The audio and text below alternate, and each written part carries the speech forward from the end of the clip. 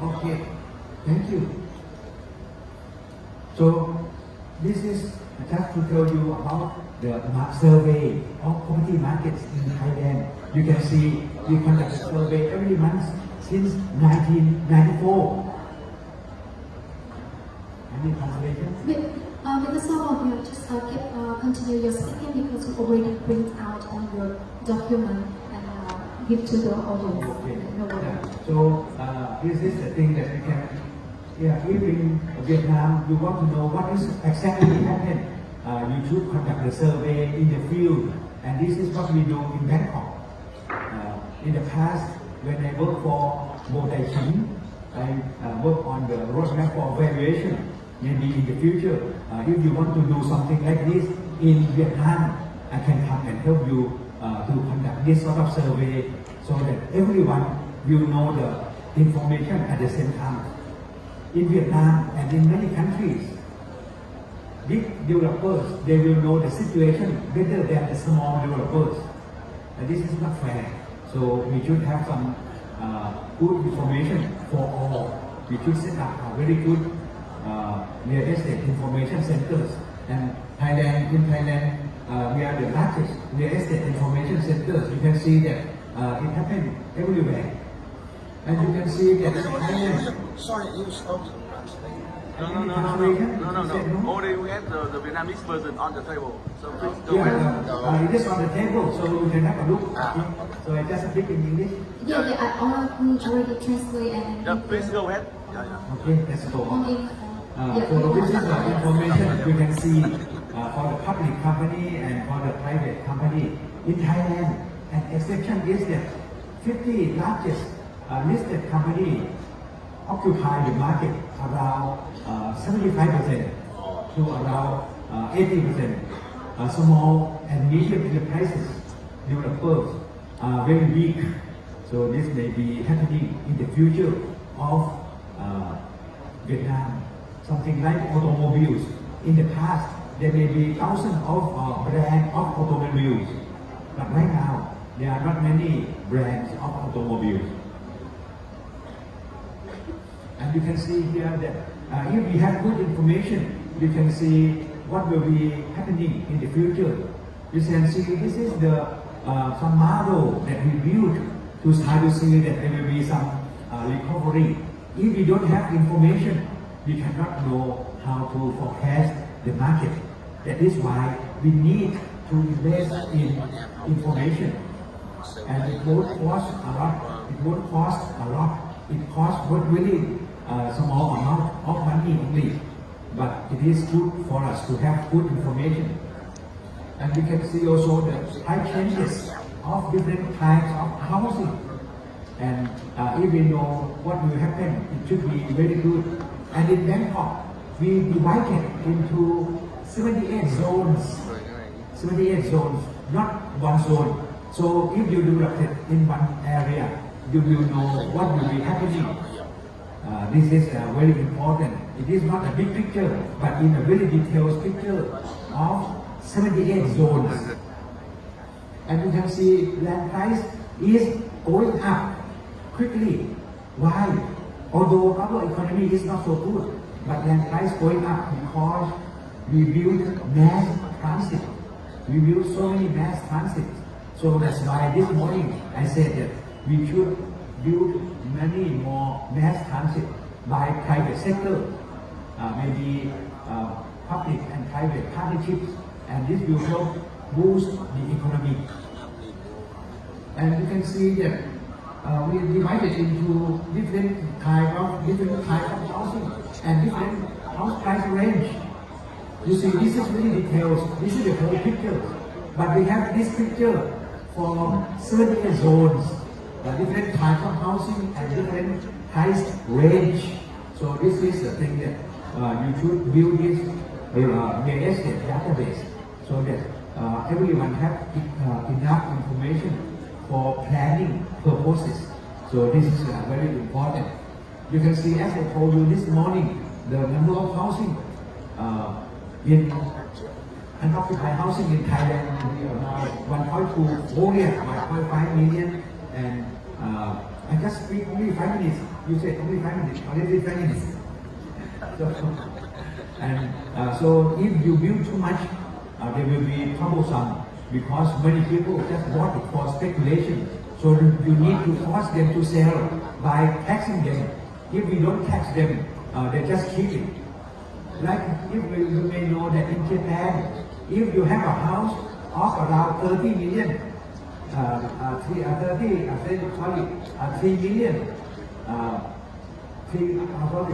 million US dollar. If the price above 5 million US dollar, you have to pay tax around 55% for your inheritance tax. But in Thailand, in Vietnam, maybe no tax. That's why they just keep it. Okay. Foreign buyers in real estate in Thailand, you can see that we have very detailed information about condominiums. We also have in different zones that where foreigners bought it. This is the source of information that only we conduct this survey and have really detailed information. The government one, they don't have this detailed information. And you can estimate that at the end, you can see that foreigners may own around 6%. Every year they bought around 6%, not many. So if you want to boost the economy by letting foreigners to buy properties, it may not be wrong, it may not be a correct direction. You see India, world President Farouk, in India, they did not allow foreigners to buy many because they are very strong, and even if there are not many foreigners buying properties in India, or not many people buying properties in China, the economy is still growing quickly. It is not depending on foreign buyers at all. And foreign ownership in Thailand, you can see this is already translated into Vietnamese. So I have no need to tell you, this is really already here already. I have no much time to tell you. So this is the thing that in Thailand we allow. In Thailand we allow foreigners to buy condominiums, freehold. But in China, they allow their own people to own condominium for only 70 years, 70 years. But Chinese can come to Thailand to buy condominium and stay forever. So I think our Thai government may love Chinese more than Xi Jinping love their own people. So this is the thing that you already see in the case of in Vietnamese already. And the policy in comparison, you see that Russian only business in Thailand. You know, so many Russians coming to Thailand. Around 400,000 came within the last 7 months. And when they came, they have their own application for taxi. They have their own barbers. They have their own hairdressers from Ukraine, from Vietnam, from Ukraine, from Russia. So they don't use our resources. They don't employ our Thai people at all. So this is very dangerous. So maybe Phuket may become a colony of Russia in the near future. So this is something that we have to consider. And this is Chinese gangsters in Thailand. You can see they come and stay in a very beautiful villa. No one touch them. This is very dangerous. Okay. And in Indonesia, many people may think that if we allow foreigners to buy properties, it will help boost the economy. But I will try to tell you that in many countries, they have measures to ease or to discourage foreigners to buy properties. Why? You see, in Indonesia, they said that the buying of property should have some threshold. You cannot buy cheap properties, otherwise it will be competitors to local people. Or in Malaysia, in Thailand also we have this thing. In Singapore also have this thing. And you can see that in Malaysia, they have the threshold price, how much you can buy. You cannot buy lower than something. Okay? So this is the thing that to protect our fellow countrymen, to protect our people, not to be bought, not to be chased by foreigners. And you can see in Malaysia, this is also in Malaysia. This is in Indonesia. You can see that this is the price that they can be foreigners cannot buy cheaper than this because they don't want foreigners to compete with local people.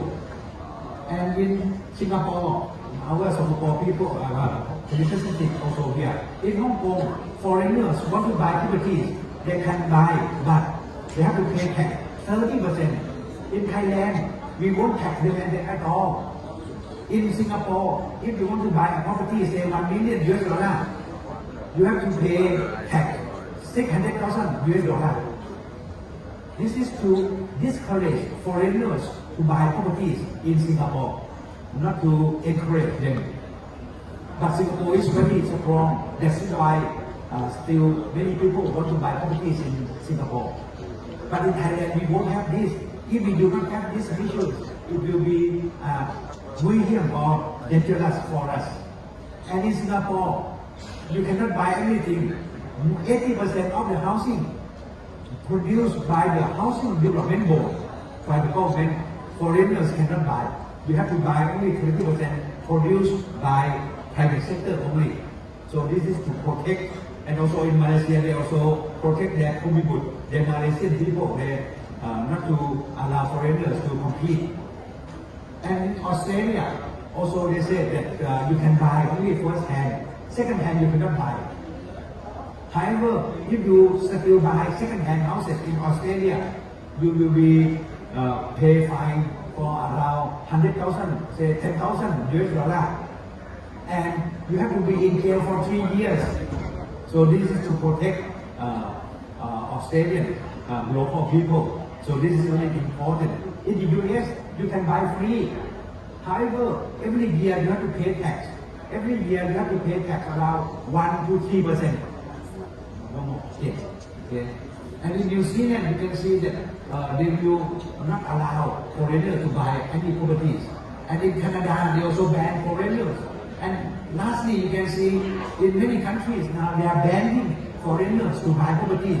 So this is the trend that it doesn't mean that you have to remember that India and China, they do not encourage foreigners to buy properties in their own country, but they still grow. So this is a little bit something about the GDP of different countries, and you can see that when people want to buy properties, you see in India, in Vietnam or something, where is the place they want to go to buy in the future?